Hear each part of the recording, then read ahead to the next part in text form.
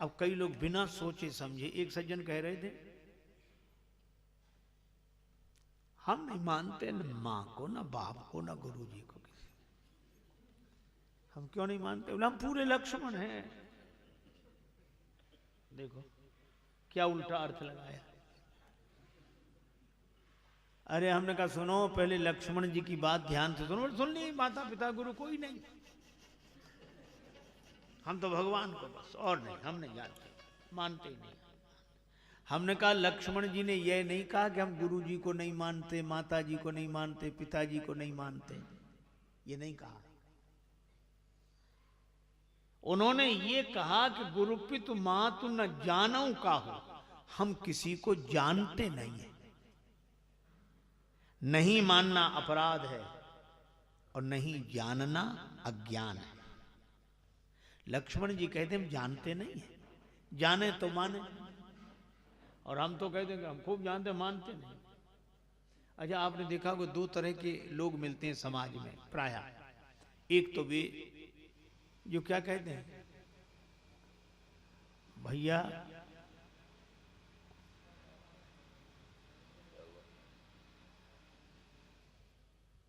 हम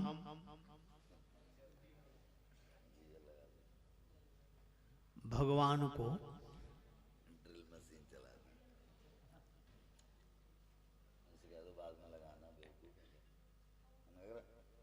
अच्छा, लोग क्या कहते हैं, हम भगवान को नहीं जानते, होंगे भगवान, हमारे लिए तो हमारे माता पिता ही भगवान है।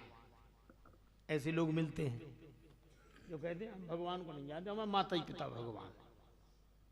और दूसरे भी लोग मिलते हैं, हम तो बस भगवान को मानते और किसी को, न मां को न बाप को, भगवान बस। और दूसरे कहते हम भगवान को जानते नहीं, हमारे लिए तो माता ही पिता भगवान है। अगर देखा जाए तो ये दोनों बातें पूरी तरह ठीक नहीं है, बिल्कुल ठीक नहीं है।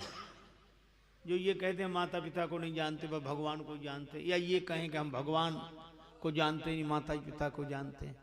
आप सोचिए जरा, आपका जब जन्म होता है तो अकेले आपका जन्म नहीं होता, दो का जन्म होता है। हम लोग जितने बैठे हैं सबका दो का जन्म हुआ। एक तो शरीर का जन्म हुआ, क्यों भाई, हुआ कि नहीं? एक तो शरीर का जन्म हुआ और एक उसका जन्म हुआ जो शरीर के भीतर है। एक तो शरीर का जन्म और दूसरा जो शरीर के भीतर है, तो दो का जन्म हुआ कि नहीं? क्यों हुआ? देखो, बिल्कुल सही बात कही है, ठीक बात, दो का जन्म हुआ। और हमें लगता है कि हम अकेले जन्मे, हम तो अकेले ही, अकेले नहीं, दो हम, एक शरीर और एक शरीर के भीतर।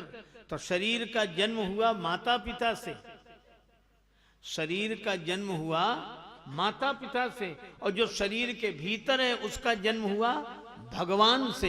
इसलिए जब तक शरीर है तब तक माता पिता को मानना चाहिए, और शरीर के भीतर हम जब तक हैं तब तक हमें भगवान को मानना चाहिए।